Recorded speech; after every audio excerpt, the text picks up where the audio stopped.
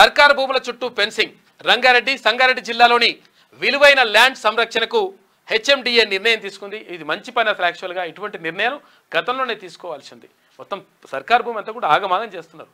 ఇక్కడ ఏది అక్కడ కుత్బుల్లాపూర్ దగ్గర అక్కడిక్కడ మొత్తం ఎక్కడ భూములు ఉంటే అక్కడ భూములు కథం చేసి పడేస్తారు. మొత్తం వాటిని కబ్జా చేస్తుంటే అధికారులు కొంతమంది ఉన్నారు. ఇప్పుడు ఈ కీసరా ఎంఆర్ఓ ఉన్నాడు. అరే కాడ నాగారం దగ్గర మొత్తం ల్యాండ్ అంతా కూడా కబ్జా చేసేసి మొత్తం నాగమాగం వేస్తూ ఉన్నారు. తర్వాత ఏంది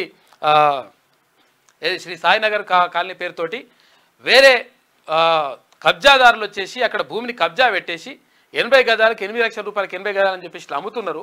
అరే ప్రభుత్వ భూమి అది, దాన్ని రక్షించాలని చెప్పేసి ఆయన కీసర ఎంఆర్ఓకి చెప్తే ఆయన కనీసం పట్టించుకుంటలేడు. అలా లీడర్లు ఉన్నారు, బీడర్లు ఉన్నారని చెప్తున్నాడు ఆయన. ఇటువంటి కథలు చేసి అట్లా కమిషన్లు కొట్టి ఆగమాగం చేసి దీనివల్ల మొత్తం నష్టం జరుగుతూ ఉంది. కాబట్టి ఇట్లా పెన్షన్ చేయాలని చెప్పేసి ప్రభుత్వం నిర్ణయించింది. నిజంగా ఒక మంచి పరిణామం ఇది. భూముల చుట్టూ కంచెలు, ప్లాంటేషన్కు అధికారుల సన్నాహాలు. గత ప్రభుత్వ హయాంలో రాజకీయ అండతో కబ్జాలు చేస్తూ ఉన్నారంట.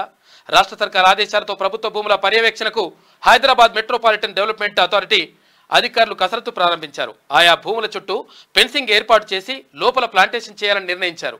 ఇనుప కంచె ఏర్పాటు చేయగానే అర్బన్ ఫారెస్ట్రీ కింద మొక్కలు నాటేందుకు అటవీ శాఖ అధికారులు రెడీ అవుతున్నారంట. దీనికి సంబంధించి మొత్తం కూడా భూములు కాపాడాలి. నిజంగా కూడా ఇటువంటి చర్య చేపట్టాలి. ఇది చాలా మంచిది. అక్కడ కీసర ఎంఆర్ఓ వారికి మొత్తం కూడా ఆయన కమిషన్ తీసుకున్నట్టుండు. తీసుకొని అక్కడ ఇల్లు కడుతుంటే మొత్తం అక్రమంగా, అంటే అవి నిజంగా కూడా పేదలు కట్టుకునేటివి కూడా కాదు, కట్టి అమ్ముతా ఉన్నాడు వాడు. అమ్ముతుంటే కనీసం పట్టించుకోవట్లేదు దాన్ని.